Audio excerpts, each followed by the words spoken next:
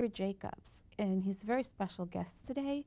He's a 33rd degree Freemason. Oh, Thank you once thank you for again for having me. being here. Thank you.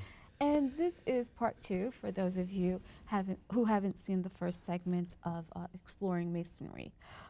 Today we're going to go back from where we left off, and we're going to discuss a little bit about the dollar bill and what it represents to Masonry. And we're going to talk a little bit about the different things that are on the dollar bill. I'll leave that to Cliff. Well, There you go. as I had started to say now in our last program that we taped, the Great Seal of the United States, especially the side with the pyramid. A lot of people think that it's a Masonic symbol, and it's really not a Masonic symbol per se. Although very early on, Benjamin Franklin, who was a Freemason, was on the committee that designed the Great Seal. Again, the number 13 runs throughout, in the saying or the quote, Annuit Coeptus, which means he, God, favors our undertaking. There are 13 letters. There are 13 levels to the pyramid. Over on the side with the eagle, there are 13 stripes, 13 stars, 13 olive branches, and 13 arrows. And again, 13 being a number of transition. If you remember in tarot cards, the 13th card is the death card, and it means the death of an old way and the birth of a new. In the founding of America, there were 13 original colonies, and those colonies are all located in the Northeast. So 13 is not necessarily a negative number, it's actually a very positive number. Okay. And is there anything more on the dollar bill that we should look at and take notice of? They're probably Mm. well. I mean, I think the thing that's of greatest interest to people is the seal itself, which the side with the pyramid did not appear on American money initially, but was placed there by Franklin Roosevelt, who was a Freemason, and at the suggestion of Henry Wallace, who was the Secretary of Agriculture, who was also a Freemason. And of course, the dollar bill features George Washington, who was a Freemason. In fact, I don't think people realize that Freemasonry is so much a part of the fabric of American society that it's almost impossible to separate the two. Um, Again, most of the founding fathers were Freemason. What we call as the Boston Tea Party was a bunch of Freemasons. They had a large meeting. They took a pause in between, put on the dress of Native American Indians, went out, threw the tea in the harbor, came back, closed the lodge, and went home. Um, the whole idea of free public education that we have with public schools was started by DeWitt Clinton, who was past Grand Master of the state of New York, governor of New York.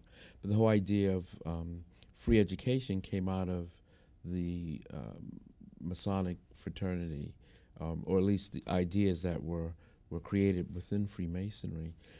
Even the Declaration of Independence and the Constitution, a lot of that language was already familiar to these men because of their Masonic membership. So Freemasonry in America is heavily intertwined, but most people don't even realize it. Well, that brings me to a question. I was just wondering if you could clarify for our viewers.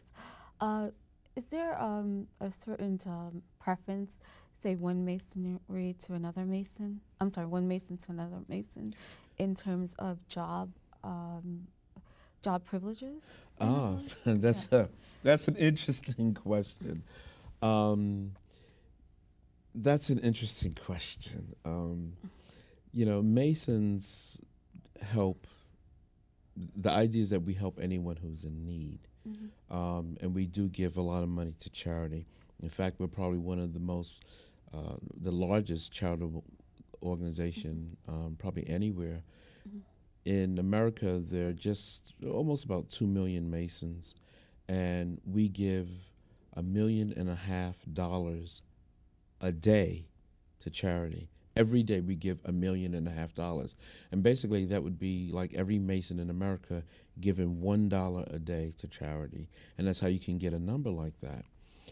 Masons do try to be helpful and supportive of one another as Masons. I don't think there's anything wrong with that, you know. You'll find that that same type of help exists maybe within a church or a family. And when you become a Freemason, you do become part of a family. And just like family members try to look out for one another, yes, as Freemasons, if we, if we see a brother who's in need, we try to help him. One of my Masonic brothers used to run a Firestone automobile repair place in Queens. Now, rightfully, it wasn't his business and he couldn't give you a discount, but he was an honest man. And you knew that when you took your car to him, you were only going to be charged for the work that was needed, that he was going to give you a fair deal or a square deal, which is a very Masonic phrase. So every Mason I knew, plus their friends, took all their cars to him because they knew that Harvey was going to give you a very good deal. So yes, we do try to be supportive of one another, and that's certainly nothing for us to be ashamed of. Okay, that brings me to another question, which is with uh, with buildings, Mm-hmm. businesses. A lot of state establishments.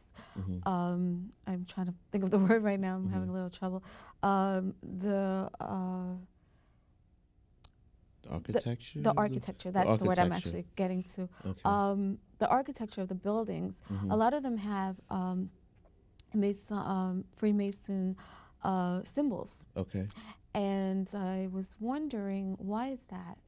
Well, the whole, again, the whole idea and philosophy behind Freemasonry is that it evolved from the building guilds of the Middle Ages. Those guilds were responsible for the construction of castles and cathedrals. And when you see the Masonic logo, and I don't actually have one in front of me of the square and compasses with the letter G, the letter G symbolizes not only God, but it also symbolizes geometry. Mm-hmm. And so we use geometric forms and shapes and the terminology of geometry to speak or to teach lessons of morality. For example, we might refer to ourselves as being what they call a rough ashlar, which when you go to a quarry and take a piece of stone out of the ground, it's all misshapen, no smooth edges. And we as humans with our emotions, we are sometimes like that rough